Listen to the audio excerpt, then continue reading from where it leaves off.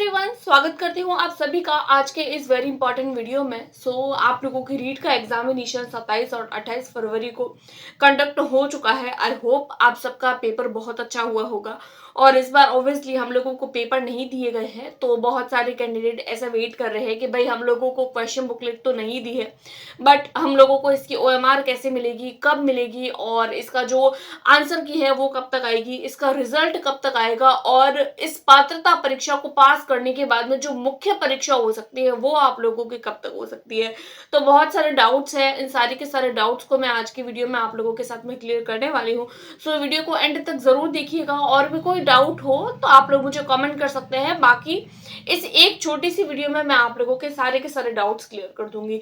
जैसे कि आप लोगों को पता है कि ये जो एग्जाम है वो ऑफलाइन मोड पर हुआ था, और नकल माफिया से बचने के लिए इस बार आप लोगों के क्वेश्चन बुकलेट जो है वो आप लोगों के साथ में शेयर नहीं करी गई।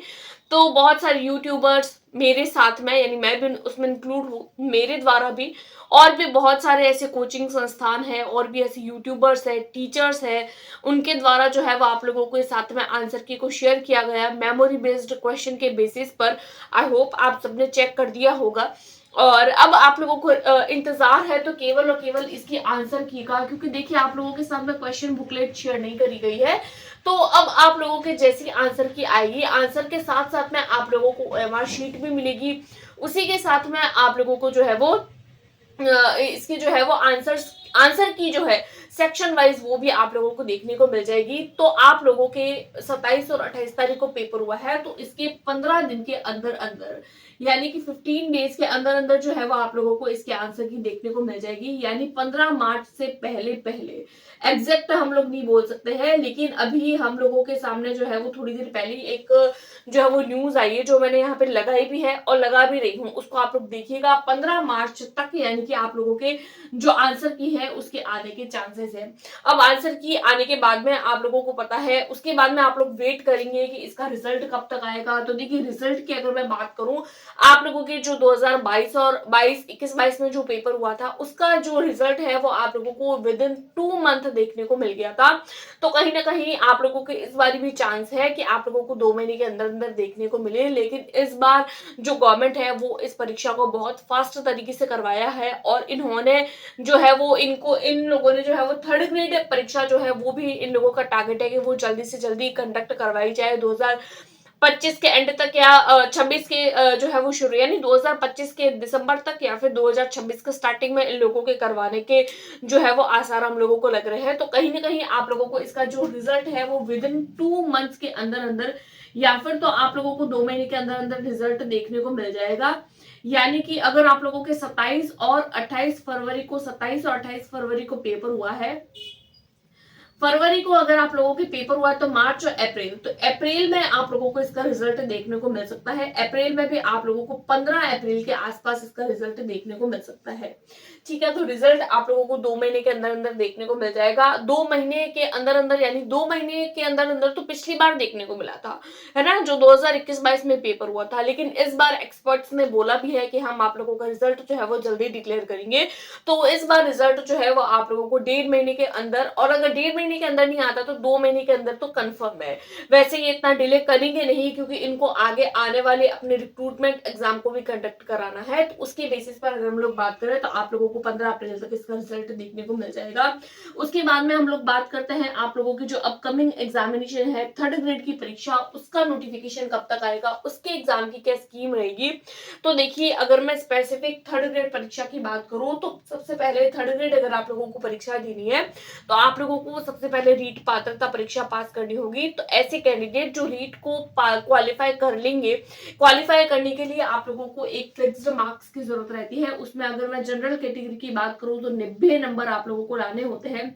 अगर आप लोग 90 नंबर लेकर आते हैं तो आप लोग क्वालिफाई करते हैं। या फिर अगर आप लोग किसी कैटेगरी से है, जैसे आप लोग SC ST OBC कैटेगरी से बिलोंग करते हैं, तो आप लोगों को 82 मार्क्स लाने होते हैं। अगर आप लोग 82 मार्क्स लेकर आते हैं तो आप लोग एग्जाम के लिए जो है वो एलिजिबल हो पाते हैं। थर्ड थर्ड ग्रेड यानी मुख्य भर्ती परीक्षा के लिए। अब थर्ड ग्रेड भर्ती परीक्षा का नोटिफिकेशन कब तक आएगा, इसका एग्जाम कब तक होगा और उसके बारे में अब हम लोग जो है वो चर्चा कर लेते हैं। तो देखिए, अगर हम लोग थर्ड ग्रेड परीक्षा की बात करें तो जैसे ही आप लोगों को जो है वो रीट पात्रता परीक्षा का रिजल्ट देखने को मिलेगा। रीट पात्रता परीक्षा आप लोगों का रिजल्ट जो है वो मैंने बता दिया 15 अप्रैल तक देखने को मिल जाएगा। और भी अगर ये ज्यादा डिले करते हैं तो कंप्लीट आप लोग जो है वो फाइनल अप्रैल मान सकते हैं, अप्रैल के लास्ट तक। तो जैसे ही आप लोगों के अप्रैल में इसका रिजल्ट देखने को मिल जाएगा तो आप लोगों को कहीं ना कहीं जो है वो मई या फिर जून तक आप लोगों को जो है वो इसका थर्ड ग्रेड का नोटिफिकेशन, और जुलाई तक कहीं ना कहीं आप लोगों को इसके फॉर्म फिलिंग वगैरह ये सारी की सारी प्रक्रिया जो है वो देखने को मिल जाएगी। उसके बाद में इनके द्वारा बोला गया है कि इस बार हम थर्ड ग्रेड की जो वैकेंसी है उसको जल्दी ये लोग कंडक्ट कराने वाले हैं।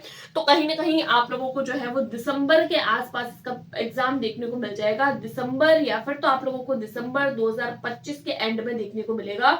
और अगर इन्होंने और ज्यादा डिले किया तो आप लोगों को स्टार्टिंग में यानी जनवरी में आप लोगों को इसका जो पेपर है वो देखने को मिल सकता है, जनवरी 2026 में। तो आप लोग जो है वो रीट अगर आप लोगों ने दे दिया है तो आप लोगों को ऑब्वियसली ये बात तो पता होगी कि आप लोगों का एग्जाम क्लियर हो रहा है या नहीं हो रहा है।